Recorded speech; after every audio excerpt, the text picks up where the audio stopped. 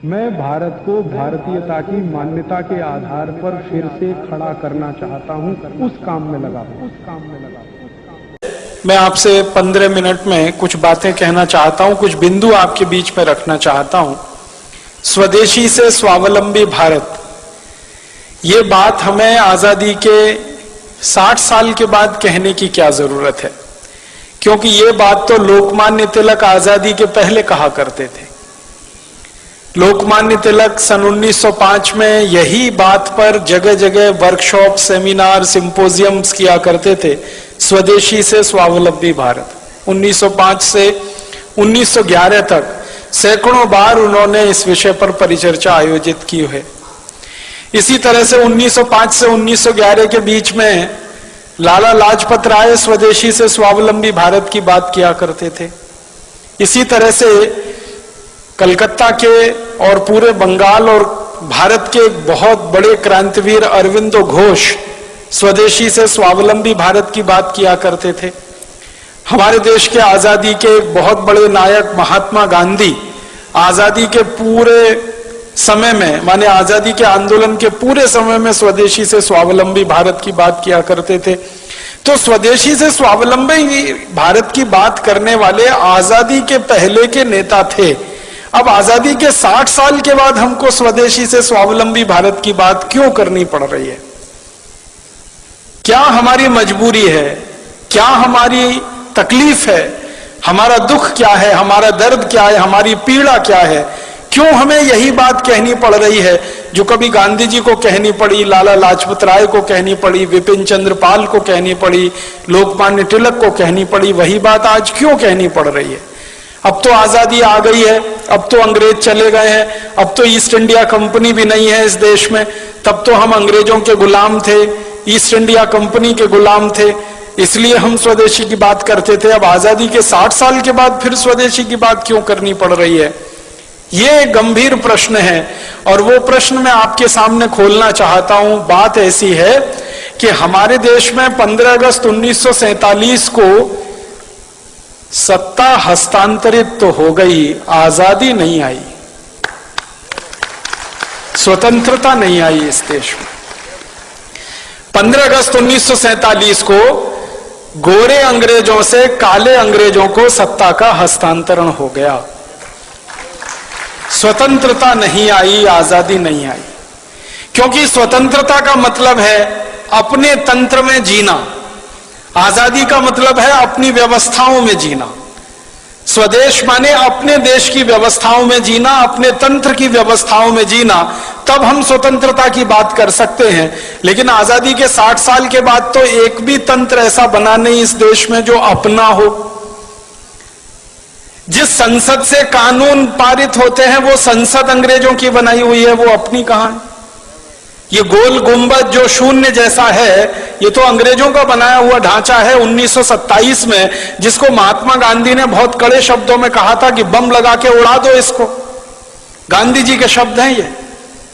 संसद को उड़ा दो, राष्ट्रपति भवन को उड़ा दो, क्योंकि वो वॉयसराय का घर हुआ करता था, गुलामी का प्रतीक है। तो गांधी जी से किसी ने कहा कि बापू आप तो अहिंसा वाले आदमी हैं और आप कह रहे हैं इसको उड़ा दो, तो उन्होंने कहा गुलामी के प्रतीकों को संभाल कर नहीं रखा जाता। कोई देश दुनिया में ऐसा नहीं है जो अपनी गुलामी के दौर के प्रतीकों को साज कर, संवार कर, धोकर और पोंछ कर रखता। हमने रखा हुआ है। हमारा तंत्र जो संसद हमने बनाई है, दुर्भाग्य से जिसको हम संसदीय लोकतंत्र कहते हैं, ये तो अंग्रेजों का सिस्टम है पूरा का पूरा, जिसको इंग्लैंड में वेस्टमिनिस्टर सिस्टम कहा जाता है, उसको हमने दुर्भाग्य से पार्लियामेंट्री डेमोक्रेटिक सिस्टम कहना शुरू कर दिया, जो कहीं से भी पार्लियामेंट्री नहीं है और कहीं भी डेमोक्रेटिक नहीं। आजादी आई नहीं है, स्वतंत्रता मिली नहीं है। बस इतनी ही स्वतंत्रता और आजादी है जो मैं आपसे कह रहा था कि पहले गोरे अंग्रेजों का शासन चलता था, अब काले अंग्रेजों का शासन चलता है।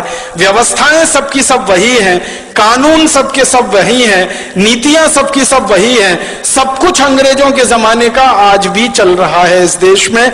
इसलिए हमको आज भारत स्वाभिमान की तरफ से स्वदेशी की बात फिर करनी पड़ रही है, क्योंकि सब कुछ अधूरा है 15 अगस्त 1947 के बाद। मैं आपको बहुत दुख के साथ एक बताना चाहता हूं, अंग्रेजों ने भारत को गुलाम बनाया और भारत जैसे 50 देशों को गुलाम बनाया। उनमें से कुछ देश हैं जैसे कनाडा है, ऑस्ट्रेलिया है, न्यूजीलैंड है, ये एक ग्रुप के देश हैं। भारत है, पाकिस्तान है, बांग्लादेश है, ये दूसरे ग्रुप के देश हैं। मॉरिशस है, श्रीलंका, ये तीसरे ग्रुप के देश हैं। ये ग्रुपिंग किस तरह की है? अंग्रेजों ने 3 तरह के देश गुलाम बना के रखे थे। एक देश को अंग्रेज कहा करते थे self governing colonies. Self governing colonies में ये था कनाडा, ऑस्ट्रेलिया, न्यूजीलैंड, ये अंग्रेजों का गुलाम था, लेकिन इनकी कैटेगरी थी सेल्फ गवर्निंग कॉलोनीज। माने वो देश कुछ कुछ अपने हित के कानून खुद भी बना सकते थे, लेकिन ज्यादा कानून अंग्रेज बनाते थे। दूसरे ग्रुप में श्रीलंका, मॉरिशस जैसे देश थे, जिनको क्राउन कॉलोनीज कहा जाता था उस जमाने में। क्राउन कॉलोनीज में श्रीलंका था, मॉरिशस था, ये सूरीनाम वगैरह ये देश थे। और तीसरा था डिपेंडिंग कॉलोनीज, उनमें भारत, पाकिस्तान वगैरह वगैरह थे। डिपेंडिंग कॉलोनीज सबसे खराब गुलामी का ढांचा था, सबसे खराब गुलामी का। उसमें क्या होता था कि आपको अपने हाथों, अपने देश के लिए, अपनी व्यवस्थाओं के लिए कुछ भी करने का अधिकार ही नहीं है। सब कुछ अंग्रेजों के पास है, आप तो उनके पूरे डिपेंडेंट हैं। तो वो हम डिपेंडेंट अंग्रेजों के हो गए क्योंकि हमारे यहां गुलामी आ गई और वो हमारी कुछ छोटी मोटी गलतियों से आ गई। ईस्ट इंडिया कंपनी यहां व्यापार करने के लिए घुस गई। एक राजा था जहांगीर, उसने आगा न देखा न पीछा, लाइसेंस दे दिया व्यापार करने का। जैसे आजकल हमारे नेता विदेशी कंपनियों को व्यापार करने के लाइसेंस दे देते हैं थोड़े से पूंजी के लालच में कि विदेशी पूंजी आएगी, थोड़ी विदेशी पूंजी आएगी।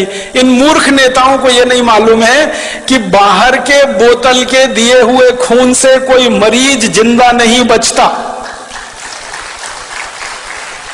अगर किसी व्यक्ति का खून बनना बंद हो जाए, अगर किसी देश में पूंजी का उत्पादन होना बंद हो जाए, तो बाहर की पूंजी लाकर किसी देश का विकास नहीं हो सकता। जैसे किसी मरीज के शरीर में खून बनना बंद हो जाए, तो बोतल का खून चढ़ाकर कितने दिन जिंदा रखेंगे आप उस मरीज को?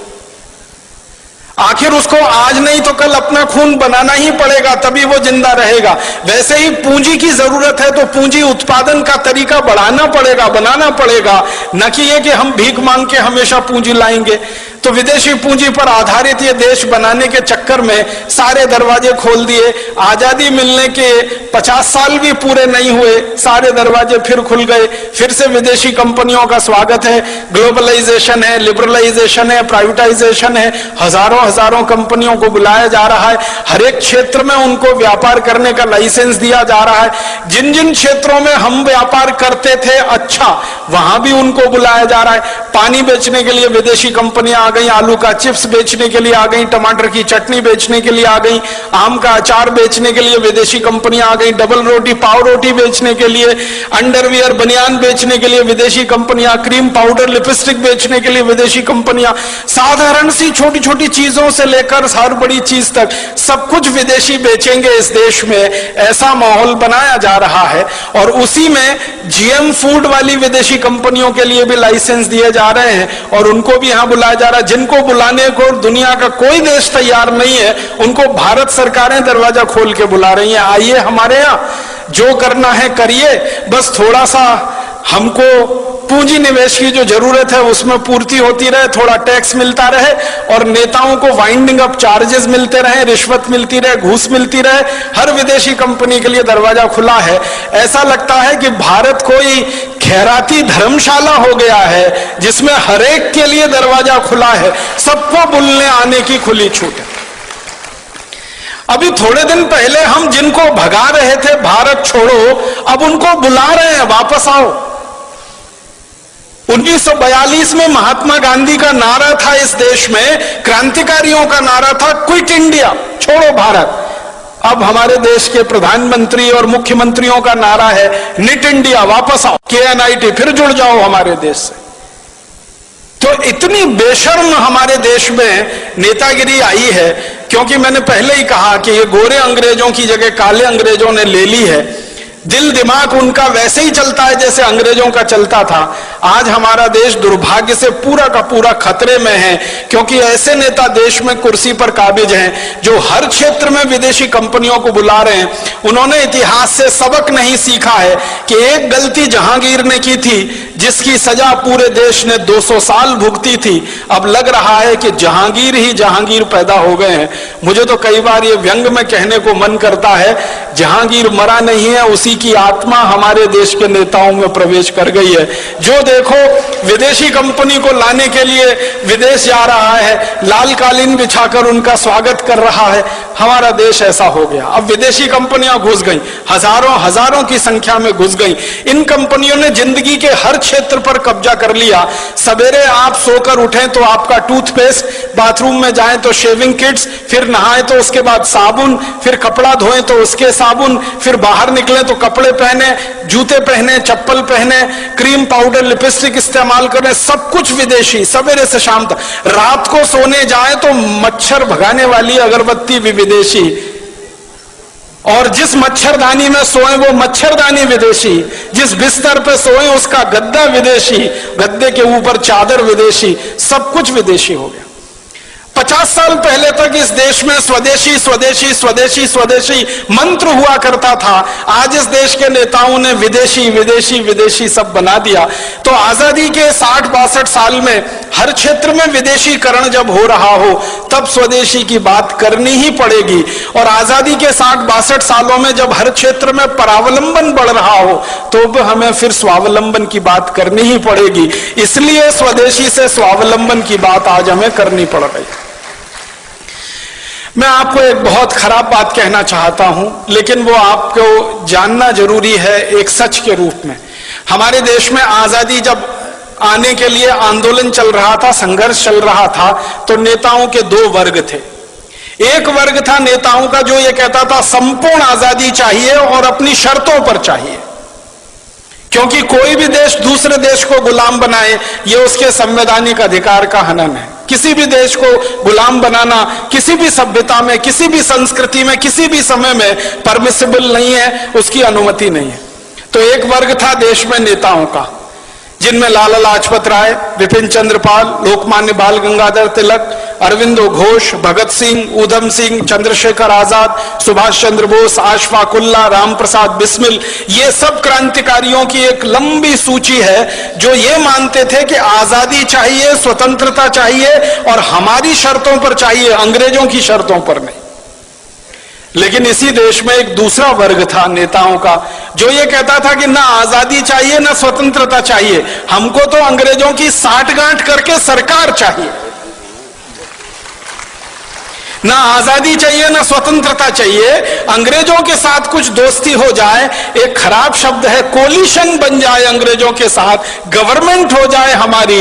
एक नेताओं का वर्ग ऐसा भी था जिसके नेता थे पंडित मोतीलाल नेहरू, जिसके नेता थे फिरोज शाह मेहता, जिसके नेता थे सुरेंद्र नाथ बनर्जी, जिसके नेता थे सुरेंद्र नाथ सेन। ये नेताओं का एक वर्ग था जो ये कहता था अंग्रेजों से गठजोड़ करके किसी तरह भारत में एक ऐसी सरकार बने जिसमें पंडित मोतीलाल नेहरू और उनके सहयोगी मंत्री हो जाएं और अंग्रेजों का प्रधानमंत्री रहे, ये उसके नीचे मंत्री रहे, बस देश में चलता रहे। आजादी की क्या मतलब, स्वतंत्रता का क्या मतलब। तो एक वर्ग था ऐसे नेताओं का जो अंग्रेजों से गठजोड़ करके सरकार बनाना चाहता था, और एक वर्ग था ऐसे नेताओं का जो संपूर्ण आजादी और स्वतंत्रता लाना चाहता था।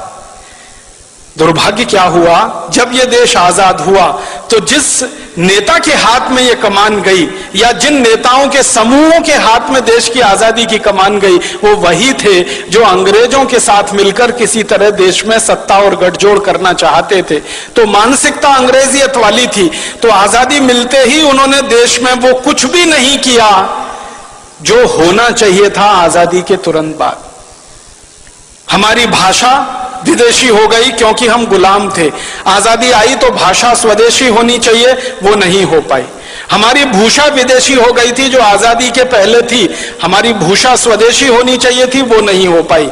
हमारा भोजन विदेशी हो गया था, अंग्रेजों के समय में अंग्रेजों के बाद हमारा भोजन स्वदेशी होना चाहिए था, वो नहीं हो पाया। हमारा भजन विदेशी हो गया था अंग्रेजों के जमाने में, वो भजन स्वदेशी होना चाहिए था, वो भी नहीं हो पाया। ना भाषा बदली, ना भूषा बदली, ना भोजन बदला, ना भजन बदला। और तो और भेषज हमारी औषधि जो पूरी स्वदेशी होनी चाहिए थी आयुर्वेद आधारित, वो पूरी की पूरी अंग्रेजियत आधारित एलोपैथी में चला गया। माने आजादी के बाद बदला कुछ नहीं, ना भाषा, ना भोजन, ना भूषा, ना भेषज, ना भजन, कुछ नहीं बदला। बदला क्या? एक ही चीज बदली, माउंटबेटन की जगह पंडित जवाहरलाल नेहरू, माउंटबेटन की जगह उनके मंत्रिमंडल के XYZ, और कुछ नहीं बदला इस देश में। सबका सब वैसे का वैसा ही रहा। हमारे देश में संविधान सभा बनाई गई, संविधान सभा में बार बार बहस हुई भाषा के सवाल पर, लेकिन उस मामले को पीछे लटकाया गया। बार बार बहस हुई कि अंग्रेजों का कोई प्रतीक हमें नहीं रखना है इस देश में, उसको ऐसे ही लटका के छोड़ दिया गया। सारी की सारी संविधान सभा की बहस बेकार हो गई जब 1935 के गवर्नमेंट ऑफ इंडिया एक्ट को भारत का संविधान बना दिया हमारे देश के लोगों ने। बहुत दुख और अफसोस होता है, गवर्नमेंट ऑफ इंडिया एक्ट अंग्रेजों ने बनाया था भारत को 1000 साल गुलाम बनाकर भारत पर शासन करने के लिए, वो हमारे देश का संविधान बन गया। गवर्नमेंट ऑफ इंडिया एक्ट का कॉमा फुल स्टॉप और भारत के संविधान का कॉमा फुल स्टॉप आप मिला लीजिए, कोई अंतर नहीं है उसमें। और जब ये बात उठी तो ये कहा गया भाई जल्दी है, जल्दी है, जल्दी है, इतनी जल्दी में भारत का नया संविधान नहीं बन सकता, तो थोड़ा गवर्नमेंट ऑफ इंडिया एक्ट ले लिया, फिर अमेरिका के संविधान से, कनाडा के संविधान से, ब्रिटेन के संविधान से, यहां से वहां से, वो कटिंग पेस्टिंग होती है ना, जैसे PhDs किए जाते हैं ना हमारे देश में। 10 किताबें इकट्ठी कर ली, फिर उसमें से 11 छप गई, वैसे ही दुनिया भर की 10 किताबें इकट्ठी हो गई, 11 हमारी बन गई। भारत का संविधान, जिसका सबसे बड़ा झूठ है वो वाक्य जिसमें कहा गया है हम भारत के लोग इस संविधान को आत्मार्पित करते। कब किया था? कोई बता दे मुझे, भारत के लोगों ने उसको आत्मार्पित? संविधान सभा के कुछ नेताओं ने उसको आत्मार्पित कर लिया, तो वो भारत के लोगों ने आत्मार्पित कर लिया, ये कैसे कह सकते हैं? कभी रेफरेंडम करा के देख ले इस देश में, कब किया था हमने आत्मार्पित उस संविधान? कानून अंग्रेजों ने बनाए 34,735 हिंदुस्तान को गुलाम बनाने के लिए, सारे के सारे कानून बिना कोमा फुल स्टॉप के आज भी चल रहे हैं। इंडियन पुलिस एक्ट अंग्रेजों का बनाया हुआ, इंडियन सिविल सर्विसेज एक्ट अंग्रेजों का बनाया हुआ, इंडियन पीनल कोड अंग्रेजों का बनाया हुआ, क्रिमिनल प्रोसीजर कोड अंग्रेजों का बनाया हुआ, सिविल प्रोसीजर कोड अंग्रेजों का बनाया हुआ, और तो और इंडियन एविडेंस एक्ट अंग्रेजों का बनाया हुआ, इंडियन सिटीजनशिप एक्ट। हम भारत के नागरिक हैं नहीं है, ये भी अंग्रेज तय करके गए हैं। उस कानून के आधार पर हम भारत की नागरिकता पाते हैं या नागरिक हो पाते हैं। कानून वैसे ही है, भाषा वैसी है, शिक्षा पूरी की पूरी जो अंग्रेज छोड़कर गए थे वही की वही है, स्वास्थ्य व्यवस्था, चिकित्सा व्यवस्था जो अंग्रेज छोड़कर गए थे वही की वही है। हमारे देश की एक भी व्यवस्था नहीं बदली है सिवाय एक नाम बदलने के, कि जहां पहले माउंटबेटन का नाम होता था, कर्जन का नाम होता था, लिलिथगो का नाम होता था, वॉरेन हेस्टिंग्स का नाम था, क्लाइव का नाम था, वहां पर अब हमारे हिंदुस्तान के कुछ देशी नाम आ गए, व्यवस्था सब की सब वही है। और तो और मैं आपको एक शर्म की बात बता रहा हूं, आजादी मिलने के 50 साल बाद तक हिंदुस्तान की संसद में बजट शाम को पेश होता था, शाम को 5 बजे। आजादी मिलने के 50 साल बाद तक। क्यों? जब हमारी संसद में शाम के 5 बजते हैं तो लंदन की संसद में सवेरे के 11:30 बजते हैं। ब्रिटिश संसद में सवेरे 11:30 बजे किसी को सुनना हो बजट तो अंग्रेज सुन सके, इसके लिए आजादी मिलने के 50 साल बाद तक, सन 1997 तक बजट शाम को 5 बजे आता रहा। इतनी गुलामी में यह देश रहा है, इतनी गुलामी। अंग्रेजों ने वंदे मातरम को बैन कर दिया था हमारे देश में। आजादी मिलने के 50 साल बाद तक हमारे देश की संसद में वंदे मातरम नहीं गाया जा सका। ये शर्म की बातें हैं हम सब के लिए।